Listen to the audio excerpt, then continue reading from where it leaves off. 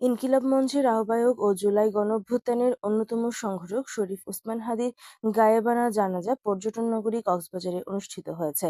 গতকাল বিকেলে শহরের কেন্দ্রীয় শহীদ মিনারের সামনে এই গায়েবানা জানাজার আয়োজন করে ফ্যাসিবাদ বিরোধী সর্বদলীয় ঐক্য মঞ্চ, যেখানে হাজারো মানুষ অংশ নেন। জানাজা পূর্ব সংক্ষিপ্ত আলোচনায় শহীদ ওসমান হাদির হত্যাকারীদের বিচারের দাবি জানান বক্তারা। জানাজায় ইমামতি করেন জেলা জাতীয় নাগরিক পার্টি এনসিপি এর সিনিয়র যুগ্ম আহ্বায়ক খালিদ বিন সাঈদ। এছাড়া উখিয়া কেন্দ্রীয় শহীদ মিনার সহ জেলার ঈদগাঁও, চকরিয়া সদর উপজেলার বিভিন্ন স্থানে হাদির গায়েবানা জানাজা অনুষ্ঠিত হয়েছে। এদিকে শহীদ ওসমান হাদির স্মরণে রাষ্ট্রীয় শোক দিবসে কক্সবাজার প্রেস ক্লাবের আয়োজনে শোকসভা অনুষ্ঠিত হয়েছে।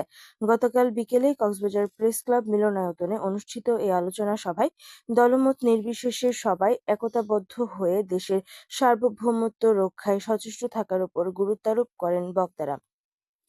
প্রেস ক্লাব সভাপতি মাহবুবুর রহমানের সভাপতিত্বে এতে প্রেস ক্লাবের নেতৃবৃন্দ উপস্থিত ছিলেন।